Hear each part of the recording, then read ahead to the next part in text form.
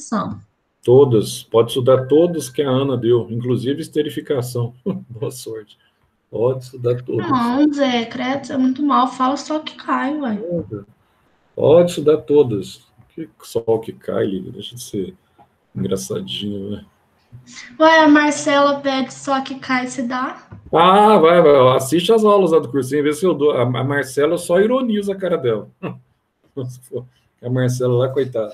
Se ela for na minha onda de sarcasmo, ela tá perdida.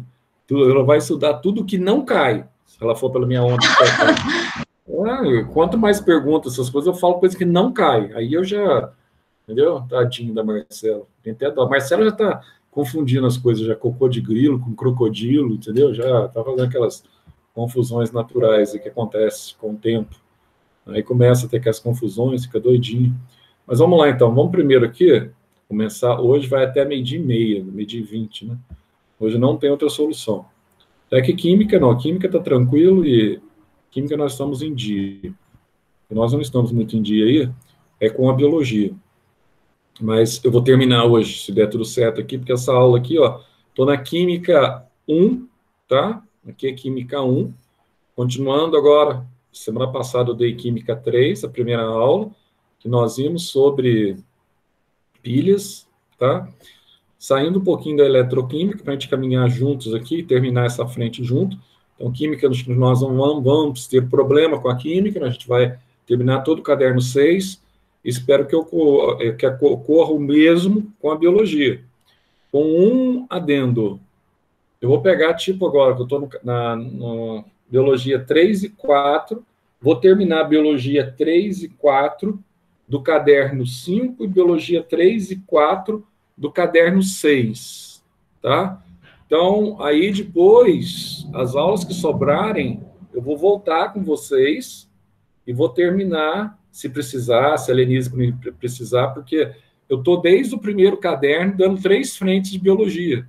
Então, por isso que está acumulando demais, né? Então, eu fico com 3 frentes enormes, gigantescas, e a frente 2 tem uma vantagem. Vocês já viram toda a frente 2 comigo ano passado, que é a parte da fisiologia. Então, vocês já têm o caderno de vocês do ano passado, etc. Tal, sistema renal, sistema endócrino, sistema reprodutor, vocês viram tudo comigo.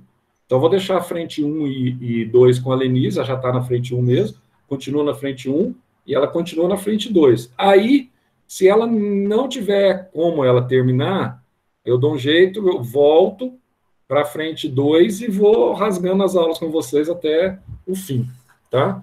Agora, a frente 3, principalmente, que eu acho muito importante para vocês no caderno 5, porque é uma matéria que vocês não tiveram até então, é uma matéria inédita, que é a matéria sobre ecologia, que é uma das principais matérias para vestibular, tá? Então, essa ecologia é fundamental. Fala, minha cara, Gabriela. Eletrólise, pilha e tal, você já... normal. Não, só dei a primeira aula sobre pilha, né? Aí na semana ainda que vem... vai acabar, né? Oi? Você ainda vai acabar, né? Não, a primeira aula eu já dei, agora a segunda aula é sobre pilha também, da apostila. Sim, aí você vai dar hoje? Não, hoje eu vou começar já, para a gente caminhar junto, vou começar agora o cálculo 2, que é do caderno 5 também, da Química 1. Eu dei a primeira aula da Química 3, aí nós fizemos os 4 exercícios lá da semana passada, exercício de sala, aí hoje eu vou dar a aula da Química 1, a primeira aula, da frente 1. Aí cada semana a gente vai uma e uma para andar junto, entende? Para a gente fechar junto o caderno 5. Aí hoje é da Química 1, semana passada foi da Química 3, a primeira aula, que é a aula 18. E aqui, sabe genética de populações? Você vai dar mais alguma aula sobre esse assunto ou foi só aquela presencial? Não, então, mas aí precisa de tempo, né? A gente pode até marcar uma aula à parte. Para a gente, resolvendo questão de... Eu posso dar aula à parte, marcar uma parte à tarde para quem tem interesse, né? Isso, por favor, porque a gente teve muito tempo sobre isso. E aí, assim, tem gente que quer Unifenas, né? Aí eu acho que se você fizesse um plantão resolvendo os exercícios, acho que ia fixar melhor do que aquela aula, sabe?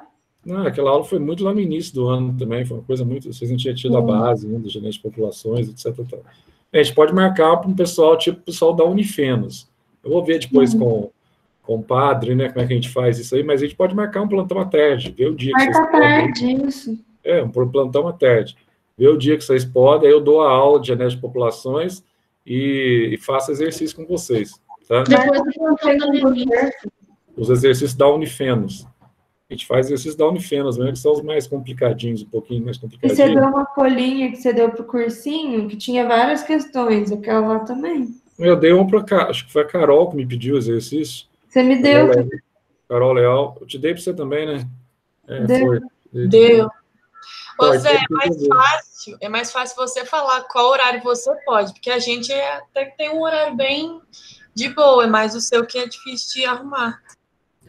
Quarta, tarde, vocês podem? Quarta a gente tem aula, mas segunda e terça à tarde a gente tá livre. Terça, quinta, tarde também, só segunda e terça? Ou quinta vocês têm aula? Quinta-feira a gente tem plantão do Érico 1h30, mas se você quiser dar, sei lá, 3 horas da tarde, 4 horas, acho que dá. Não, depois do plantão. É aquele trem de João Batista, eu Não, acho. quinta-feira não dá, tem um negócio do João Batista. Então, Mas vamos Então, ó, segunda, depois do plantão da Lenise, terça qualquer horário, quarta não pode, quinta não pode, então sexta. Dá terça, Zé. Você pode terça à tarde? pode ser terça, então, vai, terça. Que horário? Aí, terça que vem? 1h30. Não, essa terça já. Pode ser amanhã. Não, mas é 1h30, vamos um pouquinho mais, 2 horas, porque eu dou aula até meio-dia e saio do cursinho meio-dia e pouco. Vamos começar lá para as 2, então. Mas vocês não têm aula nenhuma, então, na terça? Não. Então vamos marcar Peraí, amanhã. que eu vou ver se tem prova, peraí. Não, pode ser 1h30 também, tanto faz. Vai. Não, a gente só vai ter Não, a prova acaba hoje, depois só sexta-feira. Sexta-feira, toda sexta, depois no quarto trimestre. Ah, é verdade. Pode ser amanhã, então. Amanhã 1h30, pronto. Genética de Pode ser 2 população. horas, não tem problema não. Não, tanto faz. Para mim, tanto faz. Não, Vai. 2 horas não, faz 1h30 que a gente fica livre mais cedo. Então vai, 1h30. Tem esse raciocínio lógico. Vamos 1h30, pronto. Amanhã, então, 1h30. A gente pega a tarde aí. Aí, quem estiver interessado em genética de populações, etc. tal, tem alguma dúvida nesse quesito aí, principalmente o estilo porque o estilo da Unifenas, por exemplo, genética de populações é muito fácil, a convencionalzinha, mas o estilo Unifenas, às vezes, complica um pouco por causa dos heredogramas. Aí amanhã eu faço exercício com vocês de genética de populações. Te dou o referencial teórico, bem rápido, e vamos treinar exercício. Genética de população tem que ser exercício, tá? Para vocês acertarem. Tem uma questão agora da prova de novembro, que é de genética de populações. A primeira questão acho que é a primeira. Primeira questão da prova é genética de populações. Mas tá, amanhã então 1h30. Pronto, resolvido o problema. Aí nós vamos ver aqui, ó, os cálculos químicos, tá? Essa questão de quantidade de matéria, a hipótese aí de Avogadro, que eu falei para vocês numa dessas aulas passadas, que ele não tinha noção, mas ele sabia que a proporcionalidade da quantidade de matéria era a mesma que ele estava trabalhando. E aqui também envolvendo a questão do volume molar, tá? Porque quando eu estou trabalhando com exercício de estequiometria, tudo isso aqui, na verdade, nós estamos preparando vocês para entrar naquela expectativa do famoso cálculo estequiométrico, tá? Mas para eu saber fazer o cálculo estequiométrico, muitas vezes é necessário eu saber fazer, então, a equação. Você tem que saber fazer a equação, muitas vezes, embora a maioria dos exercícios hoje, a equação ela é dada no enunciado, mas tem alguns casos, tá, atípicos que você tem que montar a equação. Então, você tem que montar, depois você tem que balancear essa equação, e por fim, tá, depois do balanceamento, o que você vai fazer? Regrinha de 3, né? Então, montar, balancear e regra de 3. Então, estequiometria é fácil, o problema é que você tem que enxergar no enunciado aquilo que ele está pedindo. Você tem aquela questão da interpretação, tá? Muitas vezes diferente da química, da matemática, que você tem uma fórmula específica, só que agora você tem que montar regras de 3 para você chegar a muitas vezes, a essa resposta que ele está te submetendo no enunciado. Então, vamos dar uma olhadinha aqui. A gente vai fazer os exercícios, inclusive, de aula. Aqui, o que me interessa mais são os exercícios para vocês. Então, primeiro, você tem a fórmula aqui para calcular a quantidade da matéria. Aquela fórmula que você já conhece, que a gente usa muito tanto na física, quanto na biologia, que é a forma do N, tá? O que é o N? O N nada mais é do que a massa sobre a massa molar. Então, aqui, ó, N é a massa do elemento sobre a massa molar, tá? Eminho sobre emão. Nossa, isso aqui eu sei. Desde lá que eu estou resolvendo questões lá de gases, do Eric, PV igual nRT, por você nunca rezei tanto, etc. tal. O N lá é o eminho sobre emão, né? Isso. O que é o emão? O emão é a massa molecular de um composto. Aí você está trabalhando com a glicose, por exemplo. Qual que é a massa molecular da glicose? Aí é dada. Ou você tem que calcular, porque a glicose tem 6 carbonos, 12 hidrogênios e 6 oxigênios. Aí você tem que calcular essa massa molecular, que vai dar 180 gramas por mol, tá? Aí, o Avogadro, ele começou a analisar o seguinte, que, por exemplo, havia um número constante de moléculas quando você comparava situações idênticas de temperatura e pressão entre os elementos químicos. Aí ele começou a observar esse número, ele sabia que esse número existia, só que ele não teve condição de calcular esse número, tá? Até que esse número foi calculado. Então, a porção que você está trabalhando, a porção da matéria que você está trabalhando, é a porção do número de átomos, é a porção de número de moléculas que você está trabalhando, dependendo do tipo de composto. E essa porção, ela foi definida como um número. E esse número, ele representa esse valor, tá? Que em homenagem ao primeiro que teve a ideia de ter um número igual, para você trabalhar em uma escala volumétrica, o primeiro que teve essa ideia foi ele. Em homenagem a ele, não foi ele que criou esse número, mas em homenagem a ele, esse número é 6,02 vezes 10 a 23 moléculas em cada mol, tá? Então, o N é o número de mols, ou seja, o N ele representa a quantidade de matéria que você está trabalhando. E aqui você vai ter, então, a hipótese dele, a hipótese de Avogadro. Então, o que ele propôs aqui, ó? Ele propõe aqui que você tem 3 frascos. Nesse frasco eu tenho oxigênio, que eu tenho dióxido de carbono, que eu tenho gás ozônio. Cuidado na prova da Unifenas, hein? Ó, O2 e O3. Como é que nós chamamos esse processo aqui, ó? Quando são elementos formados pelo mesmo, quando são compostos formados pelo mesmo elemento químico, como é que nós chamamos isso aqui? Eles são o quê? O oxigênio e o ozônio? O que eles são? Alótropos. Toma cuidado, hein? Toma cuidado. Alotropia. Diamante e carbono, né, Zé? Toma cuidado com a alotropia, tá? É engraçado, tem algumas coisas que eu já falei para vocês da química que eu não falei nem no cursinho ainda, na verdade, tá? Nem no cursinho eu mencionei. Só que é complicado. Então, vamos lá. Então, aqui você ele propôs que você trabalhasse aqui com a mesma situação, tá? Condições normais de temperatura e pressão nessas condições. Por exemplo, se eu estou trabalhando para o frasco 1, para o frasco 2 e para o frasco 3, veja só aqui, ó, o que está acontecendo? Aqui, ó, eu tenho, então, 2 elementos, que é o oxigênio, né? Aqui eu tenho 3 elementos, um carbono central e 2 oxigênios. E aqui eu tenho 3 oxigênios, eu tenho 3 elementos. Então, ele propõe o seguinte, que toda vez que você trabalha aqui para um gás, esse supostamente um gás ideal, tá? Que você tem uma mesma pressão, uma mesma temperatura e o mesmo volume, veja que eles são submetidos aqui a essas 3 variáveis, tá? Moleculares, ele propõe o seguinte, que quando você for analisar dentro desse recipiente aqui, você vai ter exatamente o mesmo número de moléculas que compõem esse recipiente. Tá? Independente do elemento químico, se eles estão sendo submetidos a essas 3 variáveis, tá? De uma forma constante. PVT, tá? Pressão, volume e temperatura. Daí você lembra também da física e uma parte da química. Aí você tem lá, ó, isso vai cair na prova de física, parece, viu? Ó, você vai lembrar lá, para mim, quando você tem a pressão constante, você tem o quê? Uma isobárica, que o Eric gosta de colocar o nome também de isopiésica, que é a mesma coisa que isobárica, tá? Quando você tem uma temperatura constante, você tem uma isotérmica, então temperatura constante, tá? Então, isobárica é a lei de Gay-Lussac, tá? Isotérmica é a lei de Boyle-Mariotti, tá? quando você tem a temperatura constante, e quando você tem o volume constante, você tem uma isocórica, que é esse nome que o Érico gosta de usar mais, tá?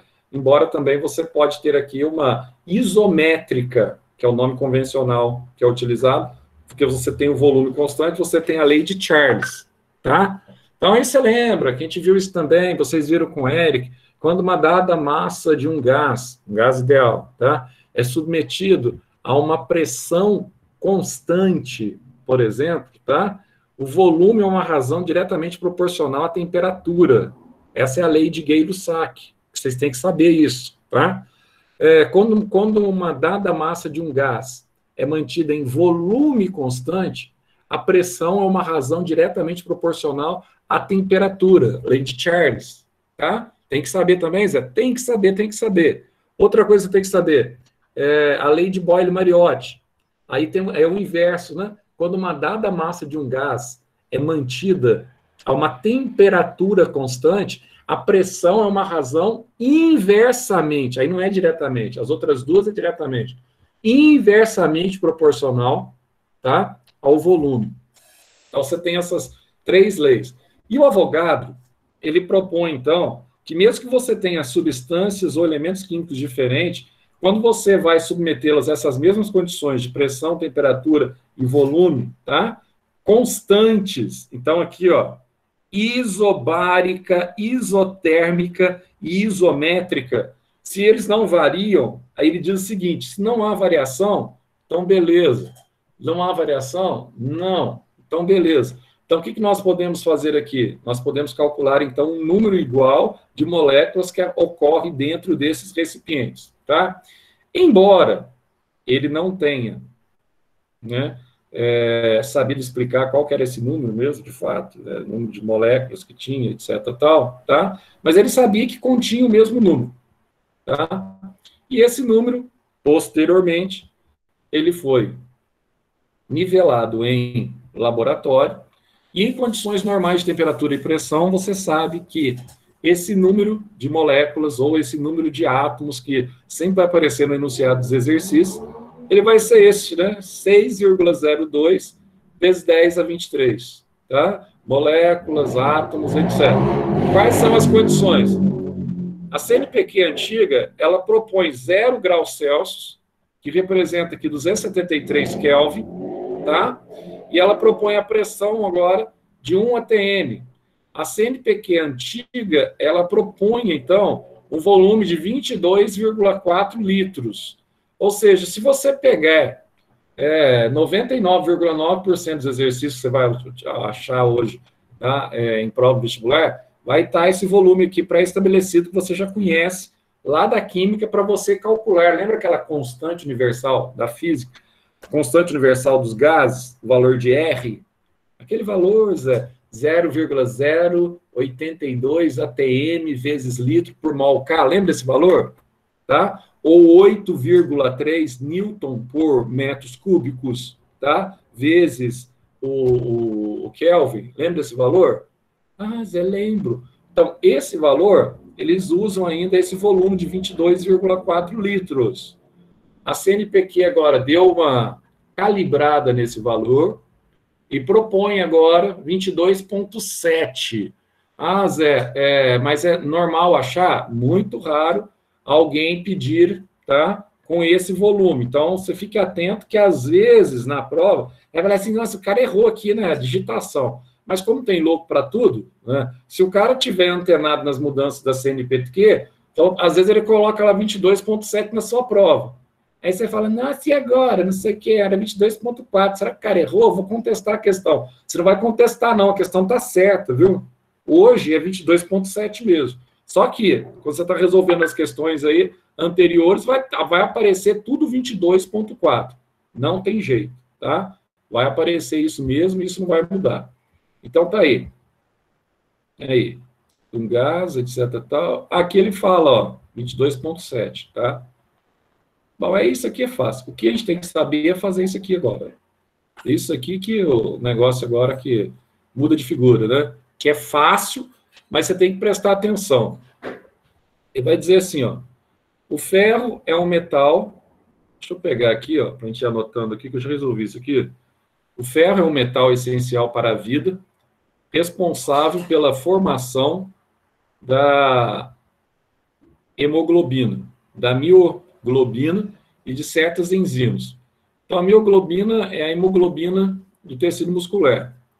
Aí vai dizer para você assim, ó, apenas 8% do ferro ingerido são absorvidos e entram na corrente sanguínea, tá? Aí diz assim, a dose recomendada é de 15 miligramas para adultos e de 30 miligramas para gestantes. Contudo, é sabido que café ou chá, em grandes quantidades, inibem a absorção de ferro. O ferro ajuda no crescimento, promove a resistência às doenças, evita a fadiga, a anemia e garante uma boa tonalidade à pele. Supondo que uma colher de sopa de feijão possua cerca de 4,4 vezes 10 a menos 5 mol de ferro, uma gestante precisa de 30 miligramas por dia, tá? Uma gestante, para obter a quantidade diária de ferro recomendada, deverá ingerir quantos, Então, presta atenção aqui, ó. O que ele te deu aqui, ó? Ele vai me dar aqui, ó, a massa molar. Essa massa molar é de 56 gramas por mol de ferro. Então, esse valor aqui é imprescindível para eu resolver o exercício. 56 gramas por mol. E como ele está pedindo para gestante, não é para indivíduo adulto. Então, Zé, ó, 56 gramas por 1 mol, tá? Eu quero saber aqui para gestante, quanto que ela precisa ingerir por dia? Ela precisa ingerir 30 miligramas. Toma cuidado aqui, ó. Quando você coloca, aqui está em miligramas, aqui nós estamos trabalhando em gramas por mol. Então, 30 miligramas tem que dividir por 1.000. Então, isso aqui vai dar 0,03 gramas. Então, a primeira coisa que você tem que saber é quantos mols de ferro ela precisa ingerir por dia. Então, ó, se 1 mol de ferro eu tenho 56 gramas, então aqui, ó, 0,03 gramas, eu tenho X mol. Vamos fazer aqui, só para você ver aí, ó. Eu já resolvi ler aqui. Deixa eu só mudar aqui para você enxergar aí a resolução.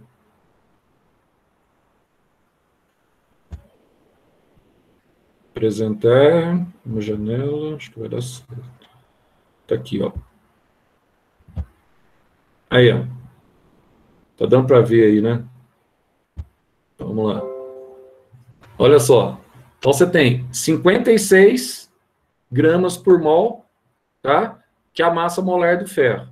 Então, adulto precisa de 15, gestante precisa de 30 por dia. Então, o que eu fiz aqui, ó? 1 mol de ferro, você tem 56 gramas. Uma gestante precisa de 30 miligramas por dia. Então, eu fiz aqui, ó, 30 miligramas, dividi por 1.000, né? Mili, então divide por 1.000. Então, deu 0,03 gramas. Ah, Zé, então você multiplicou em X aqui, regra de 3 simples, né? Então, vai dar 0,03 dividido por 56. Então, na verdade, quantos mols de ferro uma gestante precisa ingerir diário? Fazendo essa conta aqui, ó, encontrei aqui, ó, 0,00054, aproximadamente, viu? Isso aqui eu aproximei. Então, aqui você vai ter, então, ou seja, 5,4 vezes 10 a menos 4 mol de ferro.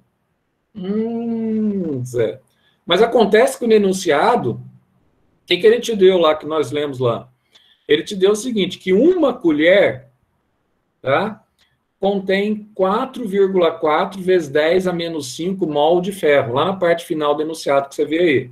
Ele te deu esse valor aí no enunciado.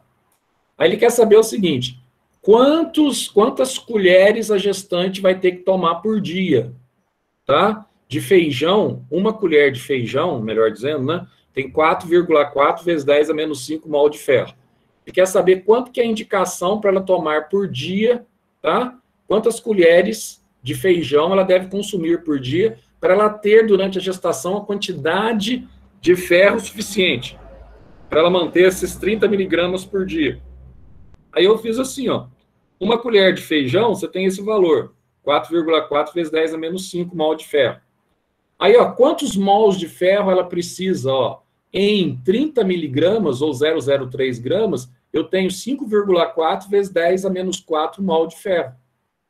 Então, ó, esse valor para um valor aqui, para uma incógnita W, sei lá, qualquer coisa, tá? Ou ômega minúsculo, você que escolhe aí, velocidade angular, né? Olha só, que deve cair dessa vez também movimento circular uniforme na prova de física, hein? Toma cuidado com isso, viu? Então, olha só aqui, ó, você multiplica em x, ó, esse valor com esse valor, e esse valor com esse valor, né? Bonitinho. Então, vai dar 5,4 vezes 10 a menos 4, dividido por 4,4 vezes 10 a menos 5. Fazendo essa continha aqui, você vai chegar nesse valor aqui, ó, que uma gestante, ela precisa ingerir por dia cerca de 12 colherzinhas de feijão, meus caros. 12 colheres de feijão. Nossa, Zé, então é facinho isso, né? Então não tem muito, assim, nos cálculos iniciais, né? É só regra de 3. Depois vai complicar um pouquinho. Mas, basicamente, a estequiometria é você analisar o que é dado no enunciado, tá? E colocar em prática na resolução. Então não tem, assim, é muito difícil. Não, é conversa fiada essa história aí.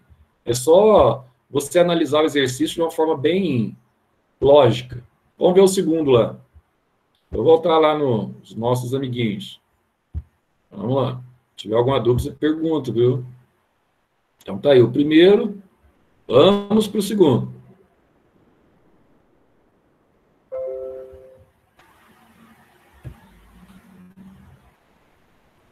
Esse negócio aqui, ele para de funcionar de uma hora para outra. Aqui, ó, vamos lá. O adoçante aí, ó, que vocês gostam tanto aí, ó.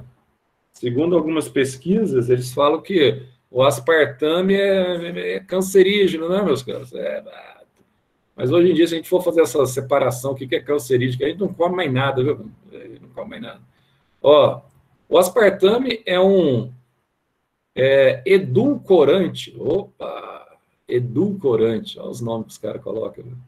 Artificial. Ou seja, é um adoçante dietético. Beleza. Coloca adoçante dietético já, viu? Que já vai colocar entre parênteses, por que já não coloca o nome? Mas tudo bem. Cultura, né? Que apresenta potencial adoçante 200 vezes maior que o açúcar comum, permitindo seu uso em pequenas quantidades. Muito usado pela indústria alimentícia, principalmente os refrigerantes diet, eles têm valor energético que corresponde a 4 calorias por grama. Então, 4 calorias por grama. Tá. É contraindicado a portadores de fenilcetonúria, uma doença genética rara que provoca o acúmulo de fenilalanina no organismo, tá? Que vai desencadear... Isso aqui é a doença do teste do pezinho, viu, pessoal? Que vai causar, que pode provar aí que o indivíduo tem algum tipo de retardo mental. Aí ele diz assim, ó, o IDA, o índice diário aceitável desse adoçante, tá aí, ó, é 40 miligramas por quilo de massa corpórea. Ah, Zé, aqui está falando 40 miligramas, né? 40 miligramas. Ou 0,04 gramas por 1.000 gramas por quilo, tanto faz. Com base nas informações do texto, a quantidade de máxima recomendada de aspartame em mol que uma pessoa de 70 quilos de massa corporal pode ingerir por dia é mais próxima de... Então, vamos ver aqui, ó. Então, ó, a massa molar do aspartame. Qual que é a massa, Zé? Em 1 mol, tá, de aspartame, eu tenho 294 gramas de aspartame. Ele quer saber, então, aqui, a quantidade máxima recomendada em mol para uma pessoa de 70 quilos. Agora, note você que ele te dá aqui, ó. Ele te dá aqui um índice diário aqui aceitável, é 40 miligramas por quilo. Ah, Zé, dá para a gente resolver? Dá. É fácil? É. Então, no começo, tudo é uma maravilha, né? No começo, você acha que você vai casar com a pessoa, o namoro progride, você está apaixonado, depois vira tudo, um negócio tudo esquisito, né? No começo, você acha que esse vai ser o amor da minha vida. Depois, você vê cada coisa que não dá, né? Então vamos lá, ó. Que analogia, hein, Zé? Pelo amor de Deus. Zé. Mas você vai entender, Xavier, hoje você não vai entender que você ainda está ferido. Coração ferido? Teu coração ainda está meio ferido ainda. Você não absorveu bem a situação. Mas daqui uns anos, você passar por várias experiências aí, com namoro, essas coisas todas, você vai falar assim, o Zé tinha razão. Aí, de repente, mais lá à frente, quando você tiver lá seus 30 e poucos anos, você tiver lá, sei lá, você estiver já pensando em casar-se, né? Aí você vai falar assim, não, o Zé tinha mais razão ainda, olha só, com quem que eu estou me casando hoje tinha nada a ver com quem eu era apaixonado ao longo dos meus namoros. Você vai ver. A vida é assim. Caraca. A vida é assim. A vida é assim. Que munição é essa, meu Deus? A vida é assim, meu cara. Então, olha só. Você precisa aqui, ó, 4 quilos, essa informação aqui ela é bastante importante. Aliás, 4 miligramas, tá, de adoçante por quilo de massa corpórea, tá? Ah, Zé, eu queria colocar quilo e quilo aqui desse lado. Posso? Claro que pode. Você pode cortar quilo com quilo, tá? Mas aí, para não misturar as unidades na sua cabeça, eu optei por fazer assim, deixar tudo em grama, tá? Mas eu posso fazer a proporção aqui para quilo e para quilo, 1 quilo para 70 quilos, cortando? Posso, porque aqui tu tá do lado de cá, eu posso cortar, né? Então, beleza. Então, vamos lá. Ó, para 0,04 gramas do adoçante, ou 40 miligramas de adoçante, tá? Isso é suportável para 1 quilo de massa corpórea. Então, eu transformei 1 quilo aqui, ó, para 1.000 gramas de massa corpórea. Ele está pedindo para você calcular no indivíduo de 70 quilogramas. Então, coloquei aqui, ó, 70 mil gramas. Tanto que não vai alterar nada, que você pode cortar esses zeros aqui, obviamente, com esses zeros aqui, tá? Que é para X de aspartame. Então, eu quero saber o seguinte, enfim, não precisa nem ter feito, só multiplicar, né? Para uma pessoa de 70 quilos, quantas gramas ela pode ingerir de aspartame diário? Ah, ela pode ingerir aqui, ó, 2,8 gramas. Era só multiplicar. Então, na prova de vestibular, a gente faz isso aqui passo a passo, para você não errar na hora, etc. Tal. Mas você podia ter multiplicado já direto 70, né? Você é um cara esperto, etc. Tal, vai dar 2,8 gramas. Então, beleza, Zé. Então, uma pessoa de 70 quilos, ela pode consumir 2,8 gramas de aspartame. Agora, vamos pegar o aspartame. Qual que é a massa molecular que ele me forneceu? Ele me forneceu a seguinte massa molecular, 294 gramas por mol. Então, vamos lá. 1 mol, eu tenho 294 gramas de aspartame. Quanto que é o máximo que eu posso ingerir de aspartame por dia? 2,8 gramas, ou que essa pessoa de 70 quilos pode ingerir. 2,8 gramas. Então, 2,8 gramas está para... coloquei W aqui, tá? Velocidade angular, W. Então, vamos lá, Zé. Velocidade angular, tá? Então, presta atenção no detalhe aqui, ó. Então, esse W aqui vai dar quanto aqui? Multipliquei em X. Na verdade, eu estou dividindo 2,8 por 294, né? Então, você vai ter esse valor aqui, ó. Aproximadamente 0,095 mol, tá? Ah, então esse é o valor molar. Ou seja, coloquei aqui, né? 3 casinhas aqui, ó.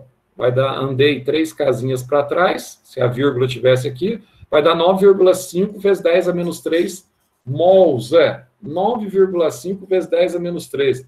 Nossa, mas esse aqui era muito fácil para fazer, então, né, Zé? Fácil, só isso. Então, eu procuro lá a alternativa que dá esse valor e marco essa alternativa que vai dar esse valor aí, Zé. Então, é fácil o exercício.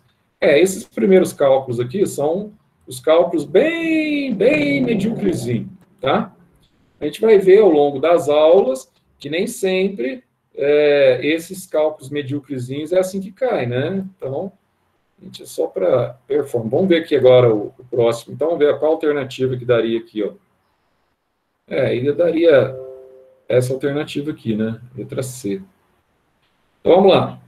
O terceiro aí, ó.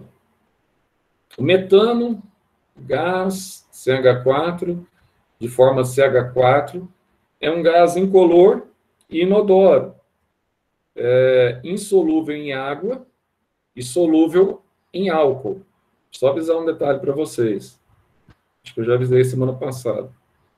Se você for fazer a prova da Unifenas, a Ana já passou para você isomeria, vou avisar de novo.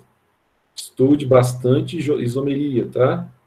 Principalmente isomeria geométrica e isomeria óptica. Estuda bastante, tá? Questão de cis e trans e a questão da polarização da luz. Eu coloquei uma aula para o cursinho, dei uma aula para o cursinho de isomeria óptica, semana passada, sexta-feira. Se vocês não têm as aulas da Ana, quando ela deu essa matéria para vocês, para você reassistir essa aula da Ana, você pode reassistir a minha também, nessa parte aí, viu? Para a prova da Unifenas. Eu recomendo que vocês assistam. Creio que na isomeria plana, vocês não vão ter dificuldade, né? A isomeria plana é facinho. Mas, às vezes, pega um pouquinho mais, exatamente na isomeria cis-trans, e com relação...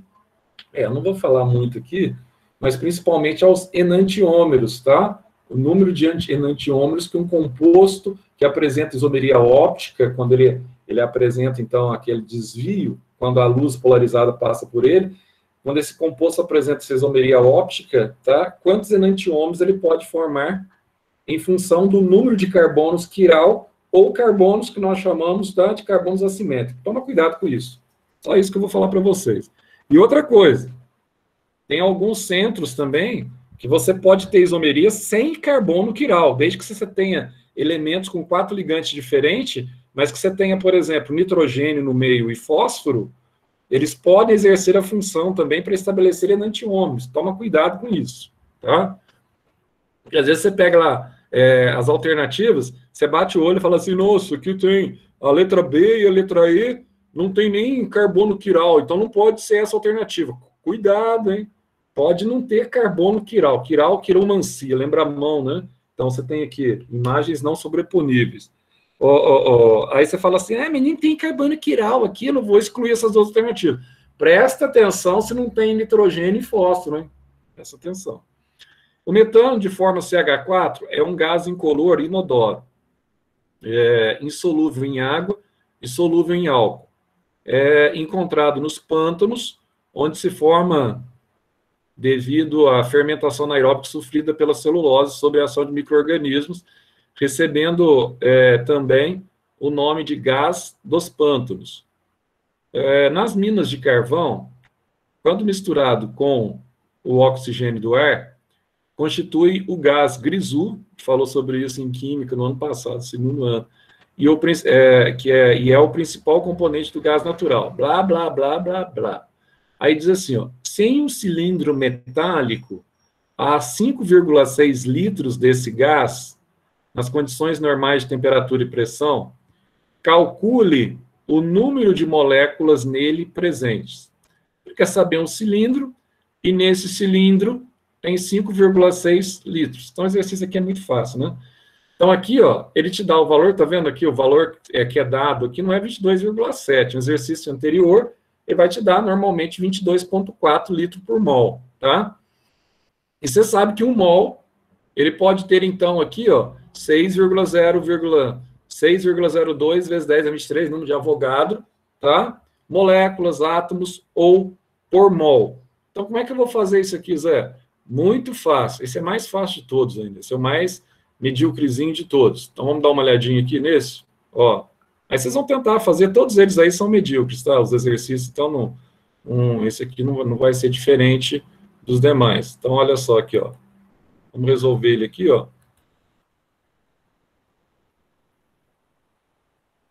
Na janela. Tá aqui. Então, tá aí, Então, em 22,4 litros eu tenho 1 mol, né? E 1 mol eu tenho 6,02 vezes 10 a 23 moléculas de metano. Ele quer saber para quanto? Ele quer saber em 5,6 litros, Então, regra de 3 simples. 5,6 litros eu tenho aproximadamente, tá? 1,5 vezes 10 a 23 moléculas do gás metano. Nossa, Zé, realmente é muito medíocre mesmo, né? É bastante medíocre, bastante simples e bem bobinho, tá? Vamos fazer, então, o último exercício dessa aula. Então, aqui, Volta lá rapidinho, Zé, naquela imagem da resolução, por favor. Resolução, Javier? Peraí, só um Isso. minuto.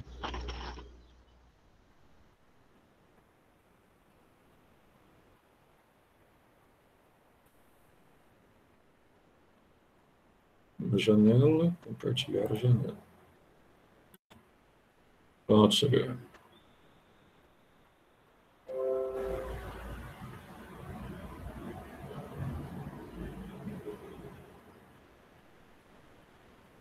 Deixa eu ver quando estiver pronto. Você Valeu, Zé. Certinho, obrigado. Beleza. Então, olha só. E aqui, ó. Vamos voltar lá no quarto.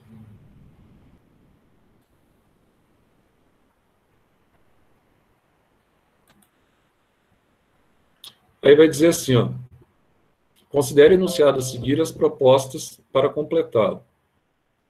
Em dada situação, substâncias gasosas encontram-se armazenadas em idênticas condições de temperatura e pressão, tá? Em 2 recipientes de mesmo volume.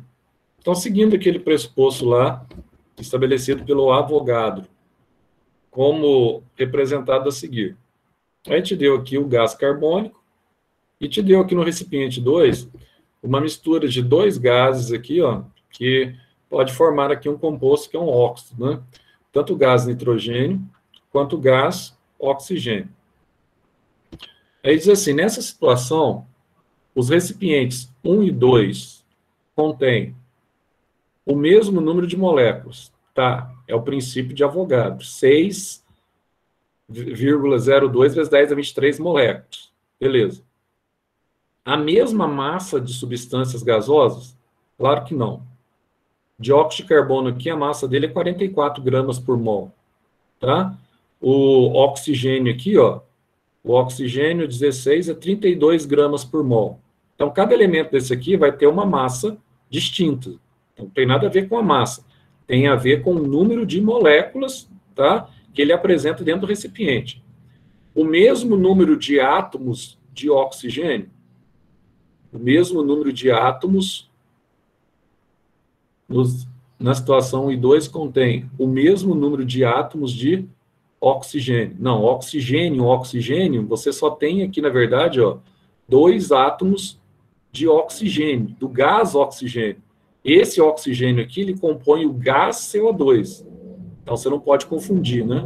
Aqui ele está compondo gás CO2 e aqui ele está compondo gás oxigênio. Então, aqui você tem 2.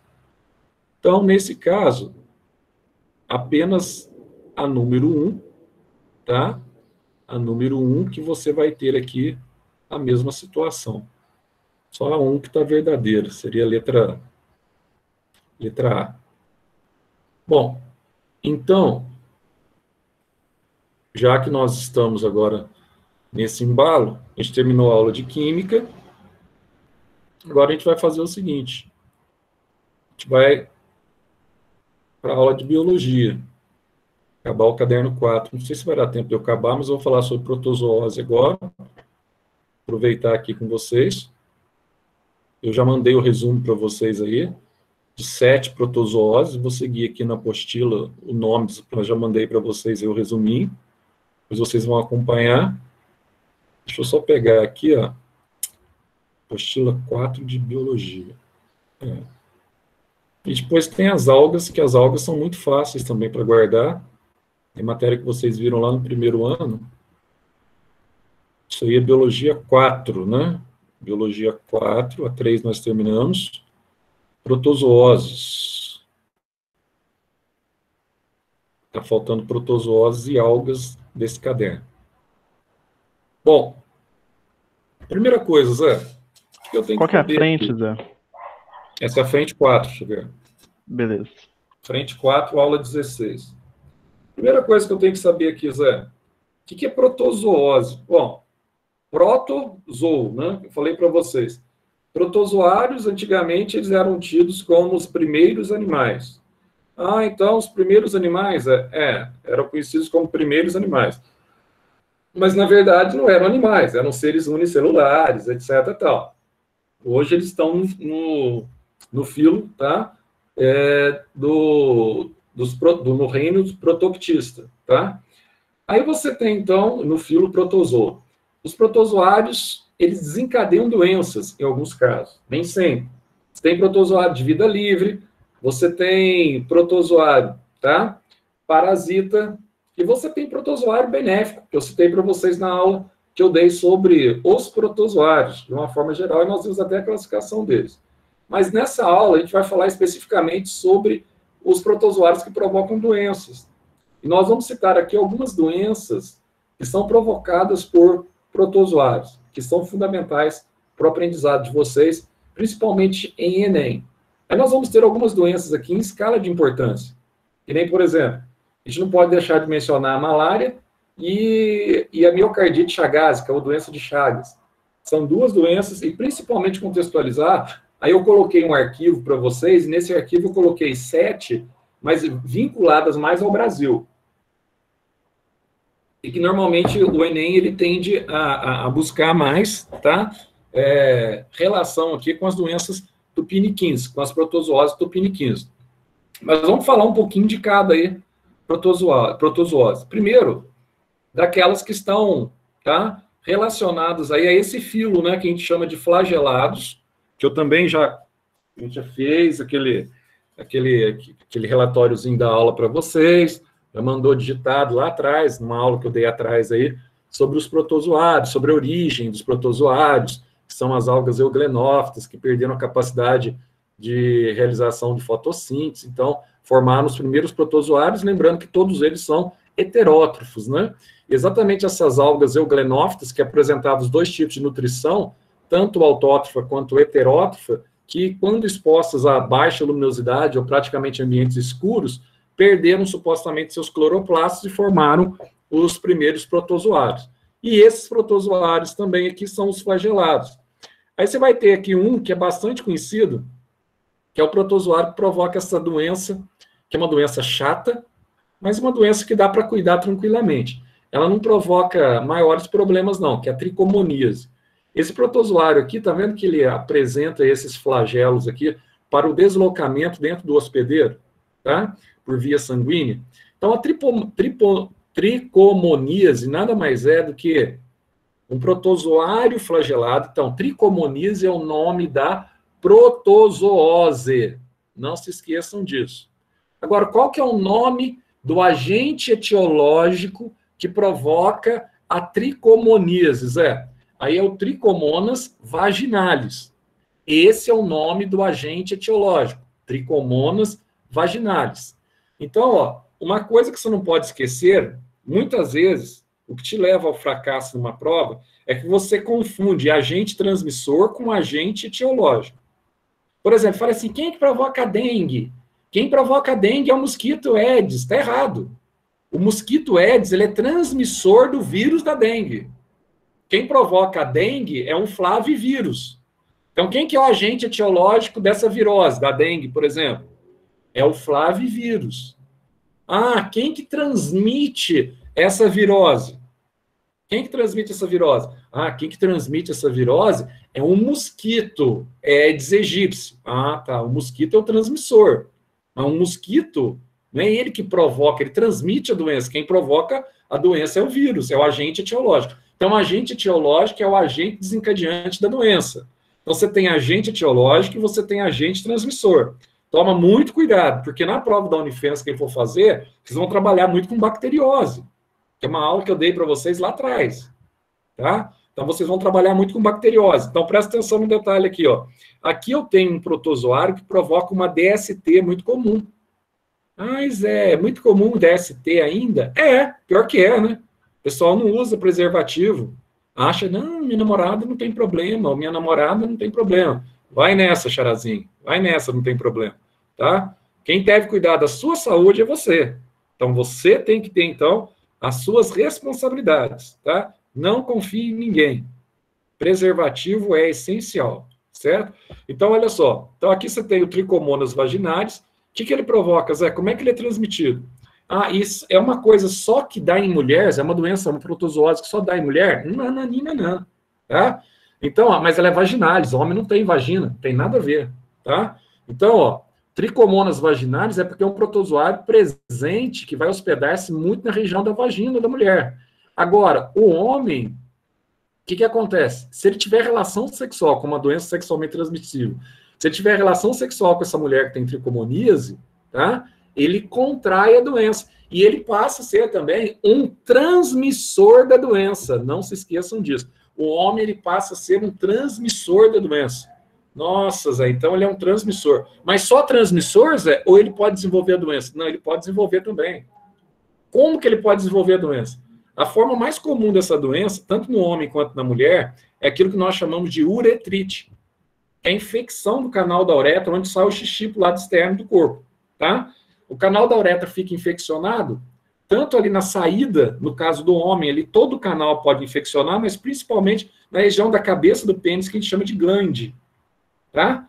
Então, nessa região, você tem uma infecção, e essa infecção começa a arder ao urinar. Aí você fala, Zé, mas quais são os sintomas que acontecem? No homem é mais ardência. Só que no homem, você tem um outro problema. Muitos associam, que é um problema, aí já é perigoso, associam a presença dessa DST no homem com o aumento da propensão do câncer de próstata. Ah, então, Zé, será que tem alguma... Isso ainda está em estudo, mas será que tem alguma relação? Bom, muitos defendem que sim, que pessoas que são portadoras dessa DST, no gênero masculino, têm maior propensão a desenvolver câncer de próstata, tá? Ah, mas isso aqui pode provocar problemas urogenitais maiores na mulher? Pode. Pode provocar até esterilidade em alguns casos, mas isso aqui é muito raro acontecer, tá? É só se não cuida mesmo, que não dá, porque a mulher vai urinar, primeiro, antes dela urinar, ela está sentada, ela sente uma coceira incessante na vagina, tá? Como ela sente uma coceira, é um negócio estranho. Você está aí, começa a coçar, pô, é um negócio estranho. Então, você já começa a falar, mas o que está acontecendo? Por que eu estou com essa coceira? Então, essa coceira, além da coceira, que a gente chama de prurido vaginal, ela tem um problema. Ela libera uma leucorreia, ela libera um corrimento, tá? Que é um corrimento parecido, só que a cor é meio esverdeada e tal, mas é tipo aqueles corrimentos que quando vai encerrando o ciclo menstrual, você começa a liberar também aquele corrimento, tá? Então, a primeira forma de contágio, por se tratar de uma DST, então, é através do ato sexual do coito. Agora, além de se tratar de uma DST, Zé, ela pode pegar também através de toalhas úmidas contaminadas. Ah, estou na piscina. Aí a colega ofereceu uma toalha para eu enxugar, que eu esqueci a minha em casa. Não aceite. Toalha úmida. Toalha úmida, roupas, tá? Principalmente. Ah, eu resolvi, estou aqui na minha casa da minha colega, eu vou dormir aqui na casa da minha colega hoje. Ah, mas eu não trouxe roupa, eu não estava na devia estudar, etc. Tal. Eu não trouxe roupa. Ah, então vou pedir uma calcinha. Não peça calcinha emprestada para ninguém. Ah, nem cueca, obviamente. Não. É melhor você usar a sua mesmo.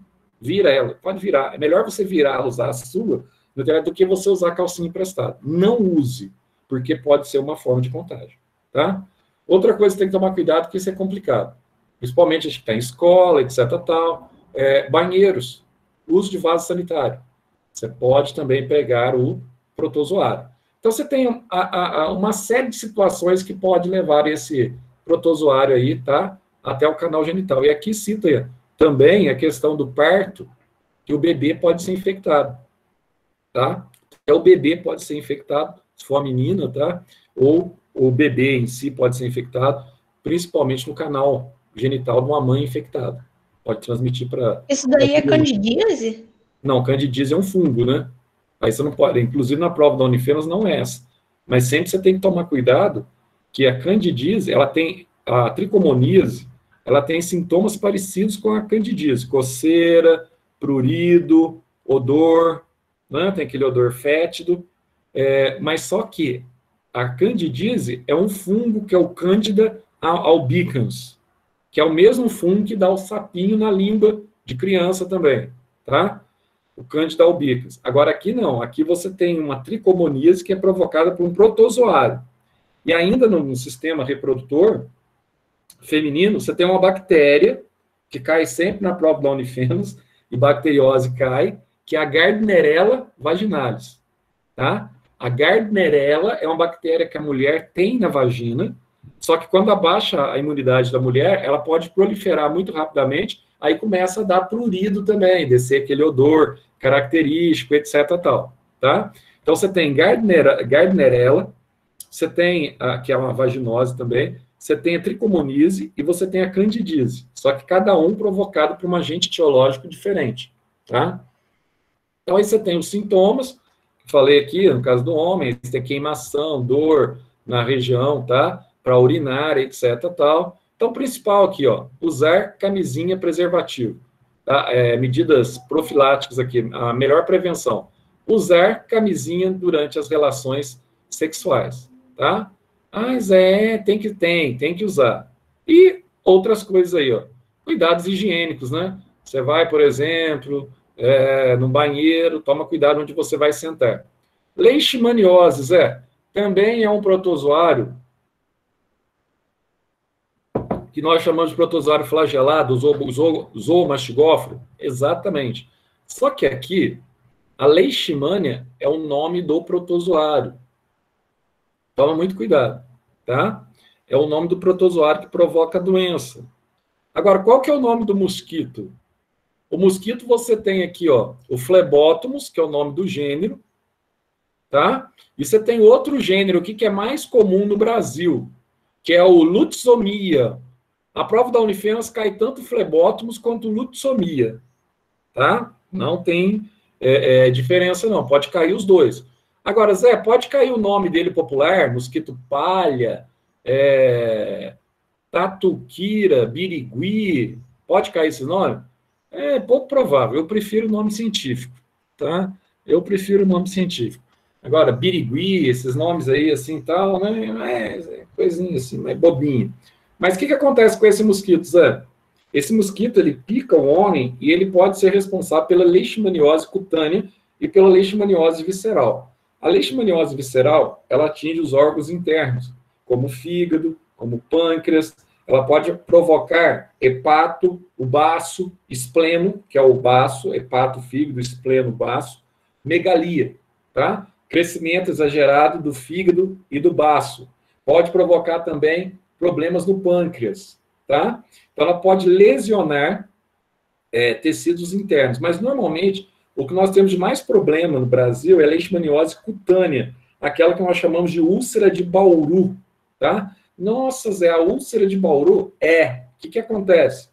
Na verdade, o protozoário, o mosquito pica e inocula o protozoário, o mosquito palha aí, o Lutzomia, e ao inocular o protozoário ele fica muito nessa região aqui, nas proximidades da garganta. Nossa, Zé, fica muito nessa região. Fica. Então, ao ficar nessa região aqui, ó, acontece um problema, né? Fica no tecido cutâneo de uma forma geral. Pode dar na perna também, pode formar aquelas feridas feias na perna, mas aqui na garganta, nessa região aqui do nariz, ela provoca uma lesão, a leishmaniose cutânea, que a gente chama de lesão nasobucofaringolaríngea. Claro que, quando a pessoa manifesta esse sintoma inicial, tá? Então, a pessoa já vê que começa a aparecer uma ferida, a pessoa vai no médico, detecta que ela está com esse protozoário, aí ela precisa, então, de antimônio para ela combater essa doença. Daqui a pouco eu vou falar dessa questão do antimônio, que é o Stibium, o SB, na tabela periódica do latim, né? Stibium, antimônio. Então, a pessoa precisa tomar antimônio para combater essa parasitose. Só que tem um problema. Se ela deixar, que não é comum, mas muitas vezes você está num local onde você não tem acesso às condições fitossanitárias, esse protozoário, ele come, literalmente, ó, essa região aqui, ó, nasal, região da boca, forma um buraco aqui, parece que a pessoa está com câncer, não é câncer, é a presença do protozoário, tá? Isso, ó, a probabilidade disso acontecer é muito baixa, mas pessoas, por exemplo, que vivem em tribos indígenas inacessíveis, são pessoas que apresentam maior índice de Escherichia Bancroft ainda, tá? De elefantíase, de problemas com leishmaniose, com buraco no rosto, etc. Tal. Então, infelizmente, isso ainda é comum nessas pessoas que não têm acesso à saúde. Ô Zé, então você trata essa doença com o quê? Aqui está o flagelo dele aqui e tal. Essa doença eu trato com medicação à base de antimônio. Só que tem um problema, Zé. Essas medicações aqui, à base de antimônio, Zé, elas têm um probleminha, né? Tem. Não pode ser utilizadas nem por gestantes e nem por cardiopatas. Ah, Zé, se eu for gestante, se eu for cardiopata. Bom, aí o médico vai definir seu tratamento. Qual a dose, o que deve tratar, o que não deve naquele momento, se dá para esperar. Aí é com o médico, tá? Então, você tanto vai ter essa leishmaniose, que é a úlcera de Bauru aqui, ó, americana, que provoca esse nariz de tapira aí, que eu acabei de falar, né? Ferida brava, botão do Oriente. Quando você vai ter aqui, ó, essa leishmaniose, que a gente chama de leishmaniose visceral, que provoca espleno aqui, pode atingir o espleno aqui, é o baço, tá? Pode atingir o fígado também, esplenomegalia, que é a leishmaniose Donovani. Aqui você tem dessa leishmaniose visceral, você tem aqui o ciclo dela, ó, o cão, tá? Que é contaminado pelo homem. O cão, ele contamina o marsupial, que contamina a raposa. O mosquito pica a raposa, ingere aqui, ó, as formas, tá, do protozoário, as formas flageladas, que transmite para o homem. Então, o homem também é hospedeiro e transmissor da doença para o cão, tá? Aqui, ó, aí vai afetar, ó, fígado e baço, que é o local onde ocorre a reprodução, tá? E um detalhe, Zé, por que eles perdem os flagelos, assim como a tricomoníase, Zé? Perdem os flagelos porque, quando cai na corrente sanguínea, o próprio movimento do sangue é capaz de provocar a mobilidade dos protozoários, tá? Aí você tem aqui o tratamento, que eu já mencionei para vocês.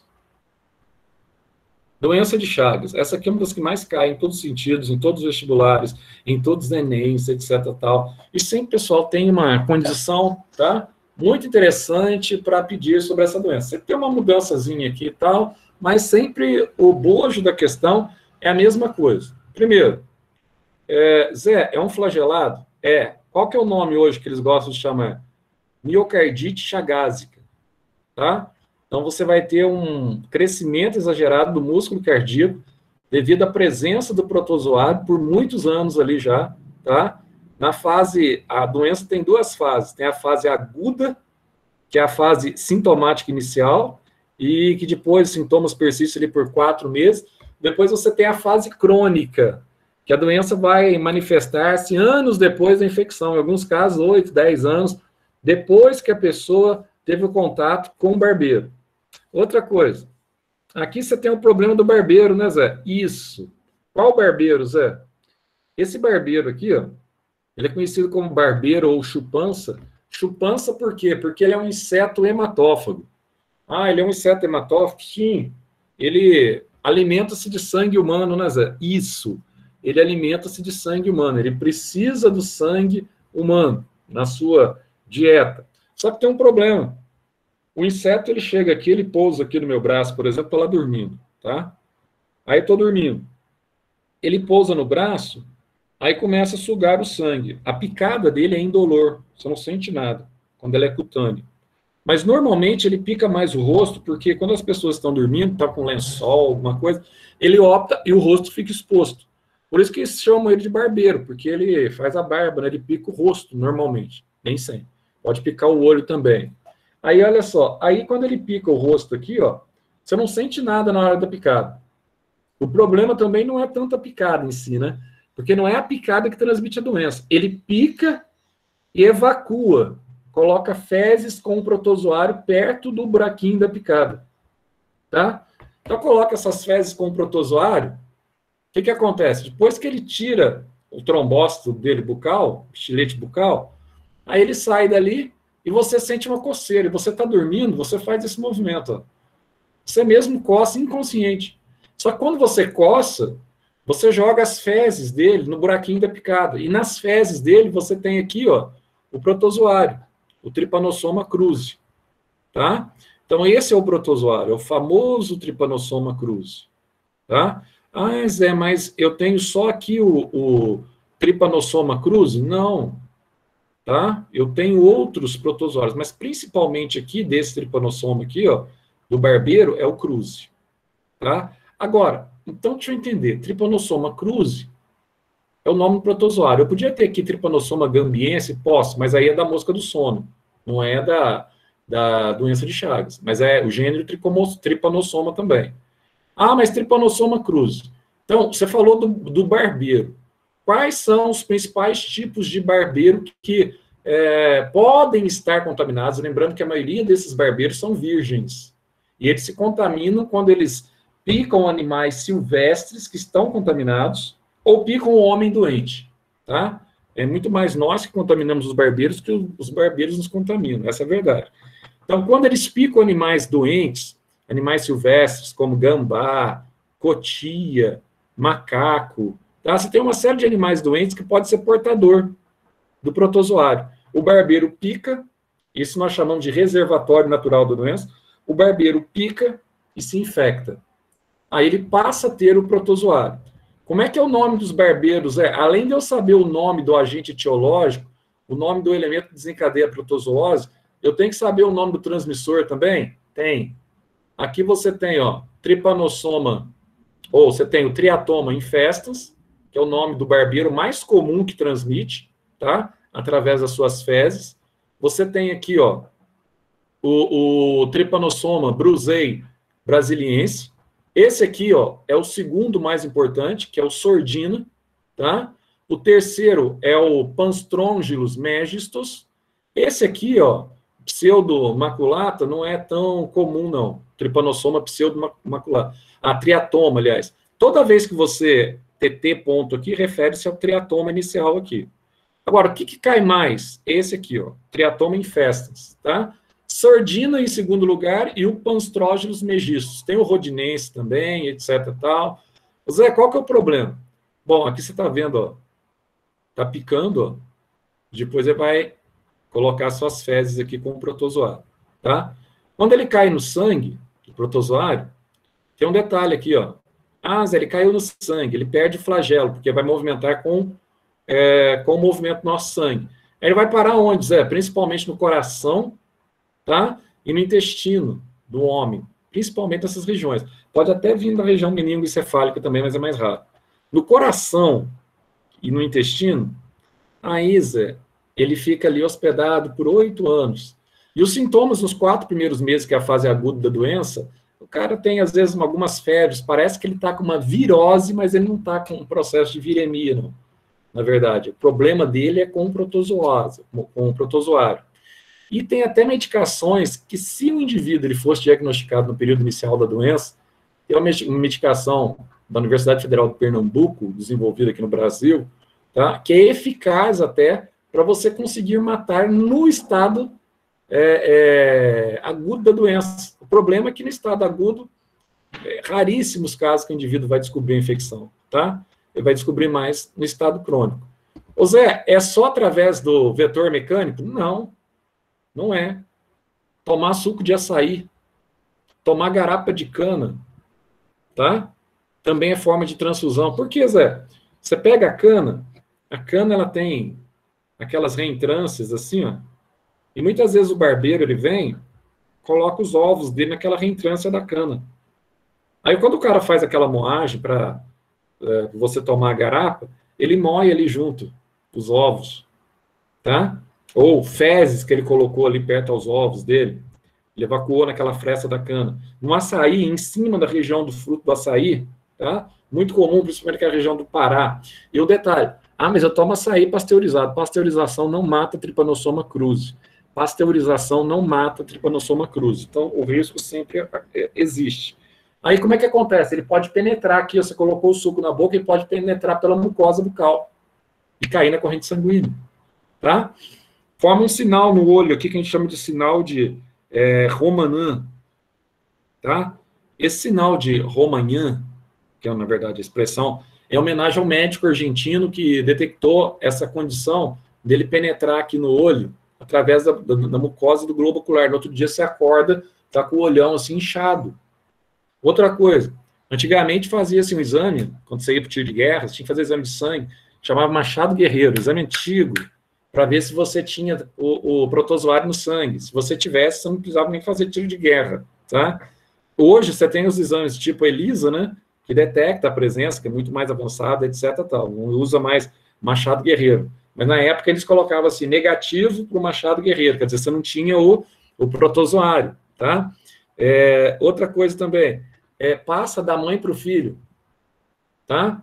Através da via placentária, do leite materno, pode passar também, tá? Se a mãe foi infectada, pode acontecer essa situação. Então, você tem outras formas de contágio, não é só através do percevejo. Antigamente, você percebe como é que muda as coisas. Antigamente, o percevejo, ou barbeiro, ele era considerado a forma mais comum de contágio. Hoje, como você teve um controle dessas doenças, por quê? Qual que é o problema dessa doença? O problema é indivíduo que mora em casa de barro e mora em casa de madeira. A região do Paraná tem muita casa de madeira, então você tem aquelas frestas, aquilo favorece muitas vezes a proliferação do inseto, tá? E aqui no norte de Minas, que é as casas de pau a pique, aquelas frestas do barro também, favorece a proliferação, tá? Cuidado. O cara falou em mosquito, tá errado. É percevejo, hein? Aí o cara fala assim, porque o mosquito tá fazendo alguma afirmação na questão. Falou em mosquito, você pode cascar fora, porque ele tá te induzindo ao erro. É percevejo. Ponto. Percevejo, tá? Ou barbeiro. Então, só para você saber aí algumas formas de contágio maior. Aqui ele tem, ó, vamos diminuir aqui para ver se cabe na tela de vocês melhor aí. Ó, aqui ele vai mostrar para vocês a fase crônica da doença. E vai falar para vocês aqui, ó. Vai falar um tanto que eu falei já, ó. Sinal de Romanhã. É Romanhã mesmo, tá em espanhol isso aqui, em homenagem ao argentino, tá? Romanhã. Tá aqui, ó. Tá vendo aqui, ó? Isso aqui, ó, esse tiozinho aqui é NH, tá? Então, você tem aqui, ó, todos eles aqui, os modos de transmissão, blá, blá, blá, que a gente já mencionou. Aí, no olho aqui, ó, forma, então, esse, que a gente chama de chagoma, tá? Você tem a picada, aí vai inchar, etc, tal, aí vai penetrar pelo globo ocular. Aí você tem aqui, ó, o megacólon, megaesôfago, quando você tem problemas aqui, ó, esplenomegalia, vai crescer no baço, espleno, hepato, no fígado, você pode ter hepato, esplenomegalia, e você pode ter a cardiomegalia. Zé, o que é a cardiomegalia? Ó, o cara foi infectado, aí passaram-se lá anos, até 10 anos, muitas vezes. Aí o protozoário, ele sai da vida latente, tá? E entra na vida ativa. Então ele entra na vida ativa, sim. Aí ele começa a se desenvolver aqui dentro do coração, ó, protozoário. Aí como ele está desenvolvendo dentro do coração, ele provoca aqui um crescimento, uma miocardite, uma cardiomegalia, um crescimento exagerado do músculo cardíaco. Por isso que antigamente o pessoal falava que o coração do cara passava a ser o coração do tamanho do coração de boi, tá? Nossa, Zé, coração de boi. O pessoal falava isso, tá? Coração de boi. Então, o cara tinha um coração inchado do tamanho do coração do boi. Quais são os sintomas na fase crônica da doença? O indivíduo, ele passa a ter problemas aqui com relação à taquicardia, tá? Ele passa a ter problemas no marca-passo natural dele. Muitas vezes ele tem que ser submetido a uma cirurgia para a implantação do marca-passo artificial, para regular aí o feixe de riso e o nó sinoarterial, que estabelece, então, o movimento de batimento do coração, tá? Para controlar. Aí ele passa a ter também problemas aí na circulação periférica, e ao ter problemas na circulação periférica, ele começa a desenvolver sintomas, tá? Desse retorno venoso, que passa a ser comprometido, porque o coração dele está muito inchado. É como se fosse um indivíduo com um quadro clínico, nutricional, coração inchado de angina, mas não é uma angina. Um inchaço não é um inchaço provocado por excesso de gordura, é um inchaço provocado pela presença do protozoário. Normalmente o indivíduo, ele não morre dessa doença, ele vai conviver com ela, com uma doença crônica.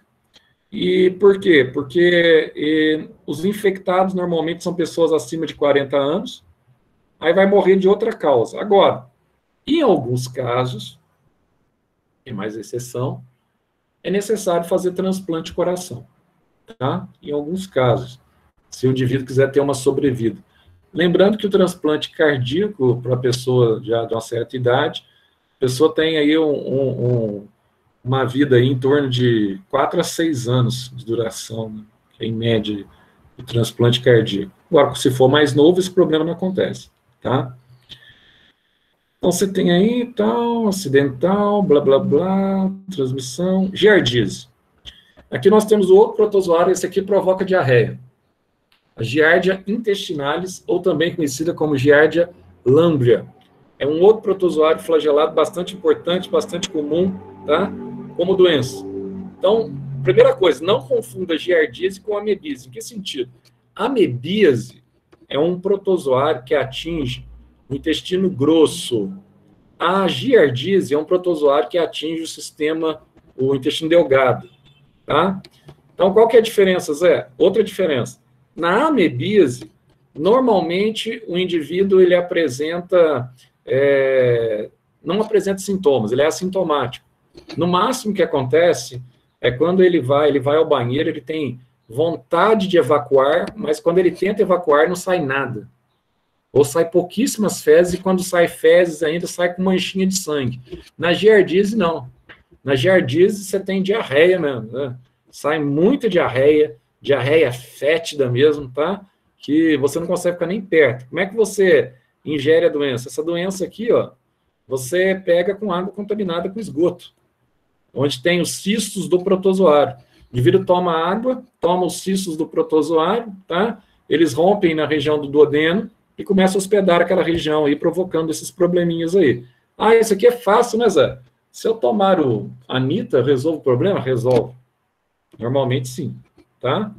Anita, metronidazol, você resolve o problema.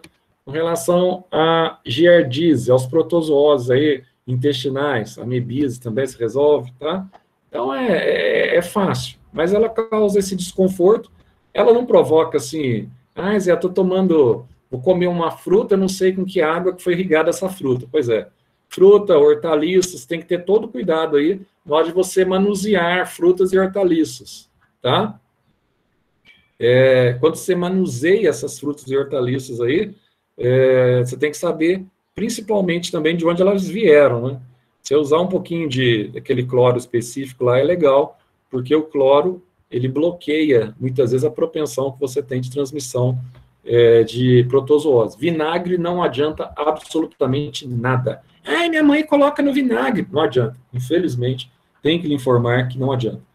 Ciliados, nós vimos que são os protozoários mais complexos que nós temos, tá? E aqui nós temos o Balantidium coli. O Balantidium coli, provoca uma doença parecida com a amebíase, mas que não é amebíase, tá? Porque, na verdade, aqui é um parasita do intestino grosso, e esse parasita no intestino grosso, ao contrário da amebíase, provoca diarreia, tá? Que é o famoso Balantidium coli. Mesma forma de contágio, água contaminada.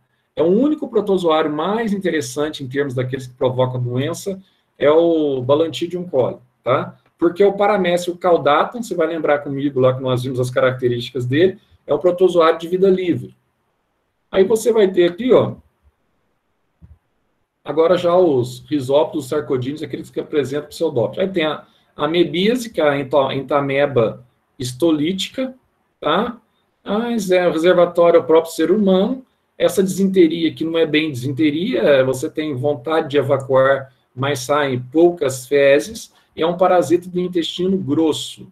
Só tomar o Anita, metronidazol, você resolve, tá, o problema. Aí você tem aqui as medidas profiláticas, que são as mesmas dos protozoários, e chegamos aqui num dos mais importantes, que são os protozoários apicomplexos. Eu vou ter aqui o toxoplasma, e vou ter aqui a malária, né, Zé? Isso, toxoplasma gondii e a malária. A malária, então, você tem aí vários agentes etiológicos, que são do gênero Plasmodium, tá? O pior deles é esse aqui, ó. É o Falciparum. Esse aqui não tem a fase no fígado, só tem a fase no sangue. E esse aqui já caiu centenas de diversas vezes nas provas da Unifenas. Então, presta atenção. Todos eles, inclusive. Esses aqui, ó. Esse aqui é o mais devagar. Esse aqui não é tão violento. Esse aqui mais ou menos, esse é o pior, tá? E esse aqui, o ovale, é comum no continente africano. Então, presta atenção, quem que é o transmissor? É a fêmea do mosquito prego. Zé, mosquito prego? Ah, quem que é o mosquito prego? É o Anopheles darling. Por que que é a fêmea? Porque todo mosquito, inclusive o Culex, que você vê na tua casa, o Aedes, todo mosquito macho é aquele bobão, aquele que fica passando perto de você, assim, você dá o tapa, você fala assim, nossa, mas não tem sangue. Realmente não tem sangue, porque ele não é hematófago. Ele é herbívoro. O macho é herbívoro, e normalmente ele é mais bobão. A fêmea é hematófaga, tá? A fêmea é hematófaga. A fêmea se alimenta de sangue. Para quê? Porque ela precisa do sangue para amadurecer os seus óvulos. Então, por isso que ela pica a gente. Só que quando ela pica a gente, no caso aqui do Anopheles darling, ela pode transmitir uma forma do protozoário, que são os esporozoitos. Nossa, Zé, que legal, hein? Então, esse mosquito prego aí, ó. Por que chama mosquito prego, Zé? Porque ele assume uma posição inclinada ao picar o indivíduo. Nossa, que mosquito violento, hein? Ele é meio violento, mas só que aqui você vai ver um detalhe aqui, ó. No ciclo da doença, que é bem simples. Zé, o que determina aí hospedeiro definitivo? O que determina hospedeiro intermediário? É o tipo de reprodução que ocorre dentro do hospedeiro. Então, ó, a malária, ela é legal, malária, paludismo, febre palustre, ela é legal porque ela inverte, né? Dentro do mosquito ocorre reprodução sexuada. Portanto, o mosquito ele é o hospedeiro final ou definitivo da doença. Ele é o HF ou HD, tá? Dentro do homem ocorre reprodução assexuada. Portanto, o homem, ele é o hospedeiro que da doença, Zé? O homem é o hospedeiro intermediário da doença. Nossa, Zé, o homem é o hospedeiro intermediário, o mosquito é o hospedeiro definitivo? Exatamente. Nossa, que fera, então, Zé. Fera. Então, não esqueça disso. O homem é o HI da doença. E o mosquito, ele é o HD da doença. Vamos dar uma olhadinha aqui? Olha o que acontece. O mosquito, ele pica o homem, inocula no homem aqui, ó. Aí você tem como é que chama aí? Um ciclozinho bem bonitinho aí, que é feito na apostila de vocês. Ele pica o homem e inocula no homem células assexuadas, que nós chamamos de esporos. Parece com vegetal, né? Parece. São esporos mesmo. Só que o nome para protozoário a gente chama de esporozoitos, tá? O que vai acontecer? Esses esporozoitos aqui, ó, eles vão lá para os hepatócitos. O que é hepatócito? Hepatócitos são as células do fígado do indivíduo.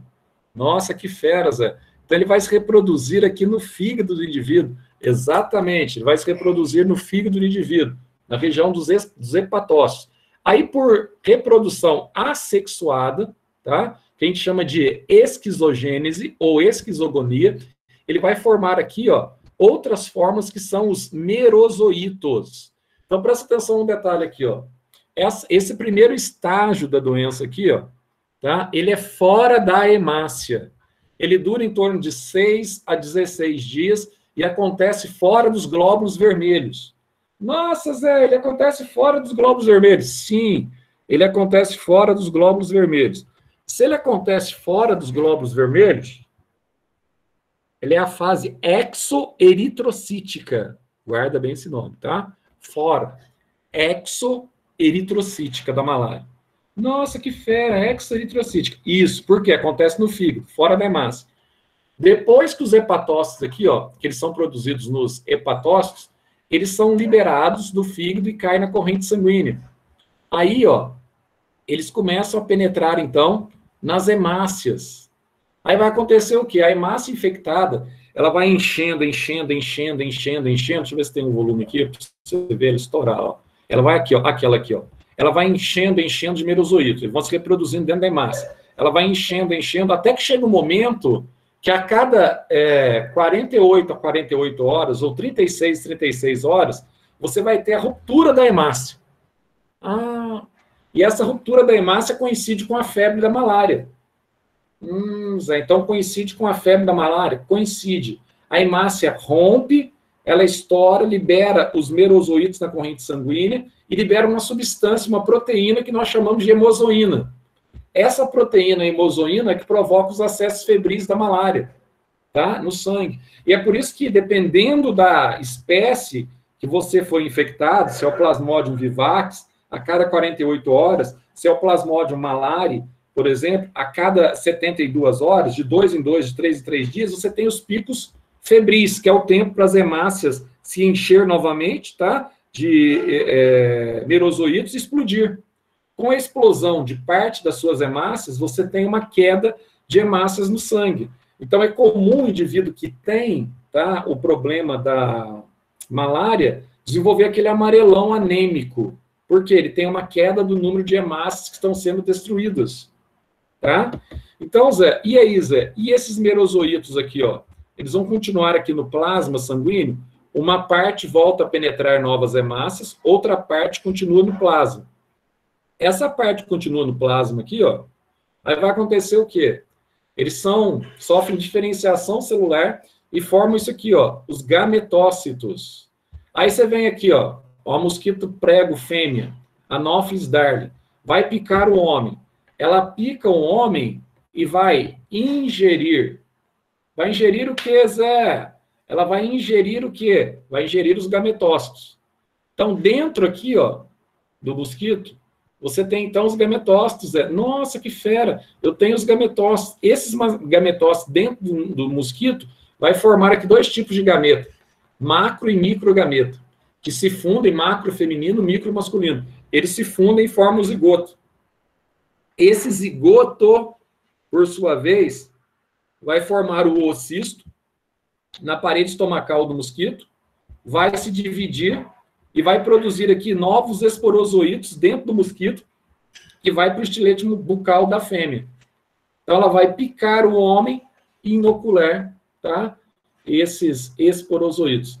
Nossa, Zé, mas que doença, hein? É uma doença chata essa doença aqui, tá? Você não fica imune quando você pega uma vez, você pode contrair essa doença várias vezes, tá? E ao ter o contágio com essa doença aqui várias vezes, essa doença aqui ela é uma doença extremamente letal, muitas vezes, pode levar o indivíduo à morte, dependendo do tipo de febre. Principalmente essa aqui, ó, provocada pelo Plasmodium falciparum, que ela é a febre terçã maligna. Essa aqui, normalmente, ela mata o indivíduo, tá? Se não for tratado. Ah, Zé, qual a medicação que é utilizada para malária? Aí sim, para malária nós usamos cloroquina. Cloroquina não é para o Covid, é para malária. Tá? Na região norte do país, você tem muito problema na selva amazônica, tá? Então você usa cloroquina para diminuir aí a ação, né, da infecção provocada por essa doença, tá? Pela malária, tá? Tem controle biológico, Zé? Tem controle biológico. Como é que é feito o controle biológico dessa doença, Zé? Controle biológico dessa doença de uma forma bem simples, meus caros. Bem simplesinho. Você cria no local onde tem um mosquito, um peixe conhecido como gambúzia, que é o gênero dele, que é o guaru, ele come, muitas vezes, a larva do mosquito.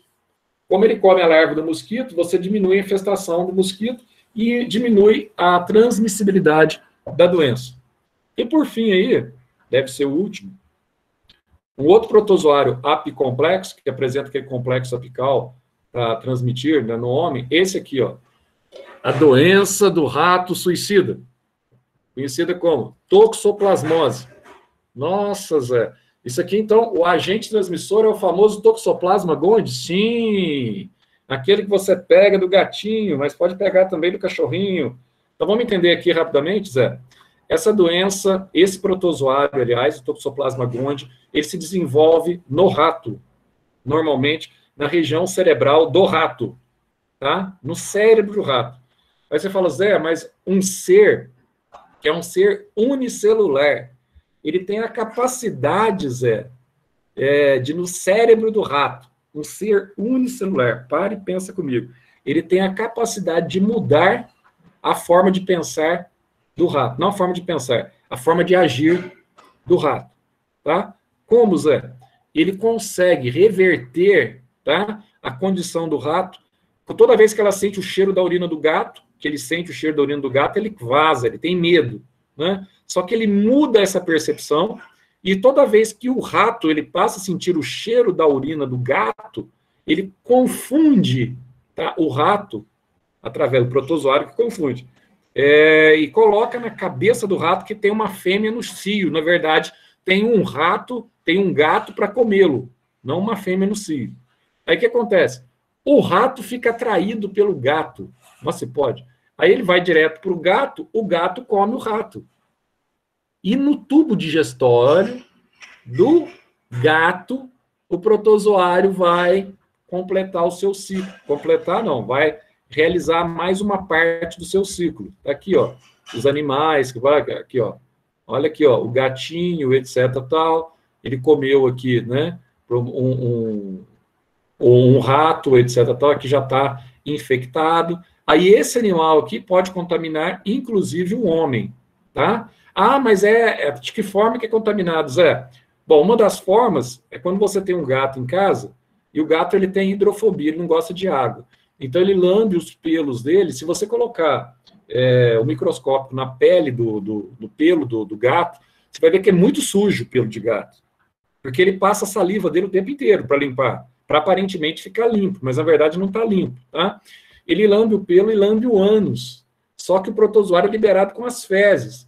Quando ele lambe, tá, o ânus, ele vai e lambe o pelo também. Ele espalha o protozoário. Quanto mais jovem, maior a concentração de protozoário. Ele espalha o protozoário tudo pelo pelo. Aí o homem, quando coloca o gato perto do nariz, ele inala o protozoário. Nossa, Zé, que nojo! Ele inala o protozoário. O homem pega por inalação. Tem gente que beija, não sei o quê, aí pega por inalação. Agora, como ele pode contaminar também, ó, vaca. Ah, como que contamina a vaca? Normalmente não é nem o gato que contamina a vaca. Quem contamina mais a vaca aqui, ó, são e os porcos, são a ração mesmo, a ração, tá? É o rato. Por quê? Porque a ração é feita, basicamente, você tem componente como milho na ração. E onde fica o paiol, onde fica o milho armazenado, sempre você tem muito rato. E muitos desses ratos, o pessoal põe veneno, etc. Muitos desses ratos morrem. Aí fica a carcaça do rato misturada ao milho. Então, o que acontece? Você misturou a carcaça ali ao milho, meu caro, vai acontecer o problema. Aí você faz a ração, o animal come a ração aqui, pega o protozoário. Tá? O porco come a ração, pega o protozoário. E aí? O homem pode comer carne aqui, ó, por exemplo, de boi mal passada também, e pode contrair o protozoário. Não é só através do gato, não. Carne também mal passada, tá? Pode ter o cisto do protozoário. Qual que é o problema do protozoário no homem? O principal problema desse protozoário no homem é na gestação, tá? Se a mulher tiver o protozoário, ela já faz o teste para ver se ela tem toxoplasmose, o médico já pede o exame de sangue para ver, tá? Se ela tiver, o médico tem que acompanhar. Por quê? Porque, primeiro, passa para o feto, né? Se o feto desenvolver saudável, ele pode nascer com a mancha já no olho, significa que ele tem o protozoário, o olho fica meio que trincado, tá? Mas esse é o menor dos problemas, que a criança já nasce infectada nesse caso. O problema maior é quando, tá, interfere na gestação. Pode provocar problemas no desenvolvimento gestacional e até o aborto espontâneo da mulher, a presença do protozoário, tá? Então, é uma doença perigosa no sentido, mas é uma doença que não tem cura. A pessoa vai ter essa doença crônica pelo resto da vida. Ah, então não dá, Zé, para... Não dá. Não dá para você fazer nada. A pessoa vai ter essa doença crônica pelo resto da vida, tá? Agora, o que acontece? Ela só se manifesta quando você tem um abaixamento do sistema imunitário muito forte. Na gripe forte, tá, ela pode manifestar. E, normalmente, o primeiro sintoma, se você não está grávida, né, que vai se manifestar é no globo ocular, tá? Ah, é no globo ocular? É, no globo ocular, meu cara. Por quê? Porque você acorda no dia assim, você já vê assim que você tem o olho, igualzinho o vidro trincado do teu olho. Aí você vê que você tem uma trinca no olho, tá? Ah, eu tenho uma trinca no olho, Zé, não sei o que, tal. Tá. Então, vai ao médico, tal, mas por enquanto, se não entrou em atividade, não tem problema nenhum. Nem os equipamentos mais avançados, tá? De oftalmo, você consegue enxergar os cistos protozoários dentro do olho, tamanho tão pequenininho que eles são. Aí, quando ele começa a progredir aqui, ó, ele pode, então, arrebentar com o teu olho, e pode descolar a retina, e pode provocar cegueira. Então, começaram os primeiros sintomas, você tem que correr no médico, o médico ele entra com a medicação específica, antibiótico, por exemplo, específico para aquilo, para ele paralisar a proliferação do protozoário, tá? Aí vai paralisar durante um certo período de tratamento, paralisa, você não perde, você não vai ficar cego, tá? E também acontece de crianças nascerem cegas também, por causa, tá, da presença do protozoário em gestantes, certo? Você não vai ficar cego e você vai controlar. Ah, eu posso outra vez, eventualmente, ele pode voltar a ter a doença? Pode. Problema com doenças, com protozoose, um dos principais problemas. Protozoose, presta atenção no que eu vou te dizer, são uma das doenças mais difíceis que tem para você criar vacinas, tá? Vacina é comum para doenças virais, é comum muitas vezes para doenças bacterianas, mas para protozoário, tanto que a vacina que eles haviam criado há 3 anos atrás para a malária já caiu em desuso, tá? Hoje ela tem menos de 30% de cobertura vacinal, então não funcionou, certo? Então a pessoa pode contrair essa doença várias vezes consecutivas. Aí você tem o toxoplasma, a gente vai deixar então para amanhã as algas, né? Vou deixar as algas e vou começar o caderno 5 amanhã já. Começo a frente 4 com vocês, zoologia, aquela que vocês gostam tanto. Eu já começo zoologia, já começo com espongiários e poríferos. Só um detalhe aqui, perguntando para vocês aqui, aproveitando que vocês estão aí ainda, estão vivos, espero que ainda estejam vivos. Uma perguntinha para vocês. Se quiser ter aula hoje também de genética, pode ser agora à tarde, se quiser. Para mim, tá tranquilo, vocês que sabem. A gente tem prova, Zé. Hã? A gente tem prova hoje. Hoje vocês têm prova. Então deixa amanhã mesmo. Sim. Porque senão eu já dava essa aula hoje, já ficava livre desse negócio de gente. Amanhã, então. Deixa amanhã, fica marcado amanhã, então, 1h30. Tá? 1h30, então. É a parte, quem tiver interesse... Eu acho que a sala inteira devia ter esse interesse, porque genética de populações é a parte da genética que mais cai em todos os vestibulares hoje. Pode pegar Unicamp, FUVEST, etc. Tal, cai a genética de populações. É uma tendência, é um modismo, tá? Que cai hoje. Por quê? Você pode cobrar alelos múltiplos através de genética de populações, por exemplo. Através do sangue, que é um tipo de alelos múltiplos, né? É um dos que mais cai, tá? Então, eu acho que seria interessante todos assistirem a aula. Mas fica a critério de vocês. Beleza? Amanhã eu volto com vocês, então. Amanhã às 7h, depois às 1h30. Até amanhã, então, pessoal. Tchau, tchau. Até, consagrado. Valeu. Tchau, Zé. Tchau, Zé. Tchau, Zé. Obrigado. Até mais. Tchau, tchau. Tchau, Zé. Tchau, cara. Tchau, Zé.